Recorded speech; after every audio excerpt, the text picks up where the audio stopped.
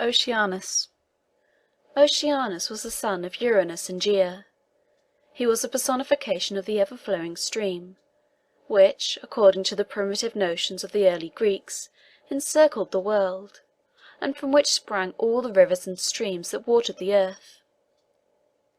He was married to Tethys, one of the Titans, and was the father of a numerous progeny called the Oceanides, who are said to have been 3,000 in number.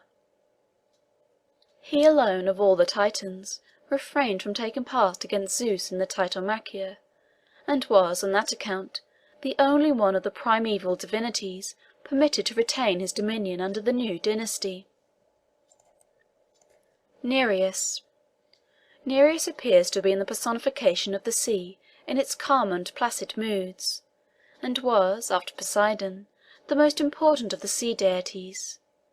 He is represented as a kind and benevolent old man, possessing the gift of prophecy, and presiding more particularly over the Aegean Sea, of which he was considered to be the protecting spirit. There he dwelt with his wife Doris and their 50 blooming daughters, the Nereides, beneath the waves in a beautiful grotto palace, and was ever ready to assist distressed mariners in the hour of danger. Proteus. Proteus, more formally known as the Old Man of the Sea, was a son of Poseidon and gifted with prophetic power. But he had an invincible objection to being consulted in his capacity as seer, and those who wished him to foretell events watched for the hour of noon, when he was in the habit of coming up to the island of Pharos, with Poseidon's flock of seals, which he tended at the bottom of the sea. Surrounded by these creatures of the deep, he used to slumber beneath the grateful shade of the rocks. This was the favourable moment to seize the prophet, who, in order to avoid importunities, would change himself into an infinite variety of forms. But patience gained the day, for, if he were only held long enough, he became wearied at last, and, resuming his true form, gave the information desired, after which he dived down again to the bottom of the sea, accompanied by the animals he tended. Triton and the Tritons. Triton was the only son of Poseidon and Amphitrite, but he possessed little influence, being altogether a minor divinity.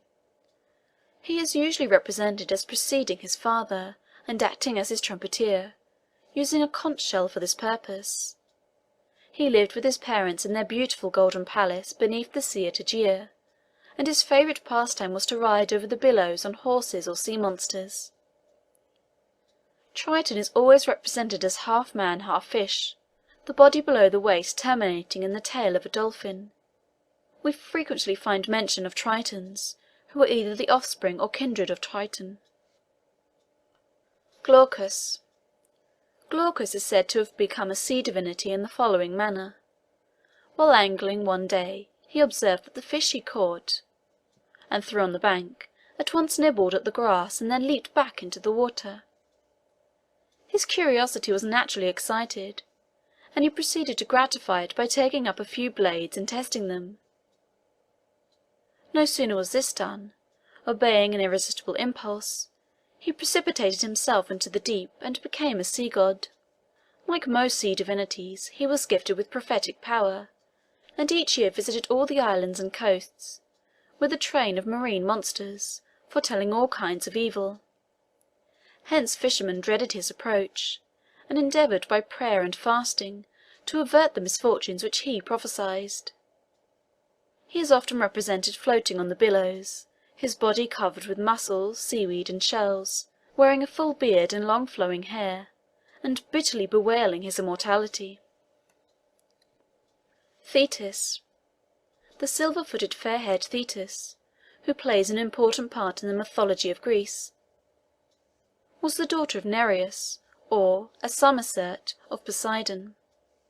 Her grace and beauty were so remarkable that Zeus and Poseidon both sought an alliance with her, but, as it had been foretold that a son of hers would gain supremacy over his father, they relinquished their intentions, and she became the wife of Peleus, son of Aeacus.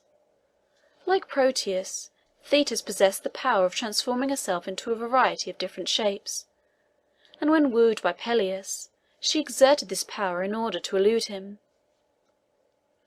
But, knowing that persistence would eventually succeed, he held her fast until she assumed her true form. Their nuptials were celebrated with the utmost pomp and magnificence, and were honoured by the presence of all the gods and goddesses, with the exception of Eris. How the goddess of discord resented her exclusion from the marriage festivities has already been shown. Thetis ever retained great influence over the mighty lord of heaven, which, as we shall see hereafter, she used in favour of her renowned son Achilles in the Trojan War. When Halcyone plunged into the sea in despair after the shipwreck and death of her husband, King Ceyx, Thetis transformed both husband and wife into the birds called kingfishers, halcyons, which, with the tender affection which characterized the unfortunate couple, always fly in pairs. The idea of the ancients was that these birds brought forth their young in nests, which float on the surface of the sea in calm weather, before and after the shortest day, when Thetis was said to keep the waters smooth and tranquil for their especial benefit. Hence the term halcyon days, which signifies a period of rest and untroubled felicity. Thomas, Phorcys, and Ceto. The early Greeks, with their extraordinary power of personifying all and every attribute of nature, gave a distinct personality to those mighty wonders of the deep, which, in all ages, have afforded matter of speculation to educated and uneducated alike. Among these personifications we find Thomas, Phorcys, and their sister Ceto, who are the offspring of Pontus. Thomas, whose name signifies wonder, typifies that peculiar translucent condition of the surface of the sea when it reflects, mirror-like, various images, and appears to hold in its transparent embrace the flaming stars and illuminated cities, which are so frequently reflected on its glassy bosom. Thomas married the lovely Electra, whose name signifies the sparkling light produced by electricity, daughter of Oceanus. Her amber-coloured hair was of such rare beauty that none of her fair-haired sisters could compare with her, and when she wept, her tears, being too precious to be lost, formed drops of shining amber. Phorcys and Ceto personified more especially the hidden perils and terrors of the ocean. They were parents of the Gorgons, the Græa, and the dragon, which guarded the golden apples of the Hesperides. Leocythe.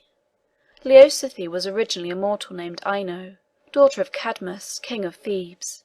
She married Athamas, king of Orchomenus, who, incensed at her unnatural conduct to her stepchildren, persuaded her and her son to the seashore, when, seeing no hope of escape, she flung herself with the child into the deep.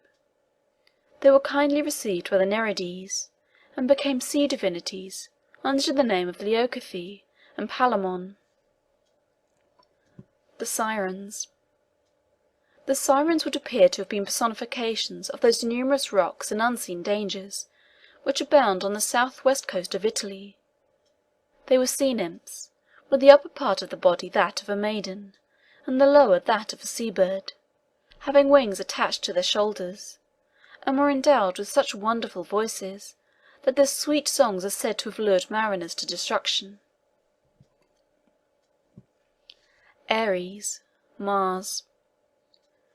Ares, the son of Zeus and Hera, was the god of war, who gloried in strife for its own sake.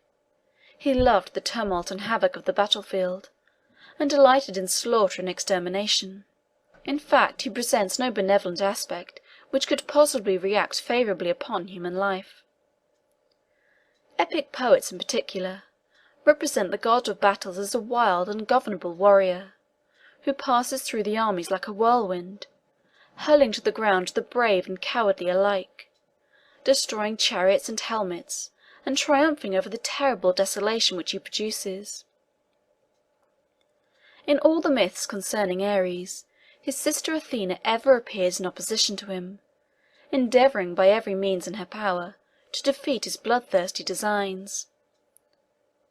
Thus she assists the divine hero Diomedes at the siege of Troy, to overcome Ares in battle, and so well does he profit by a timely aid, that he succeeds in wounding the sanguinary war god, who makes his exit from the field, roaring like 10,000 bulls.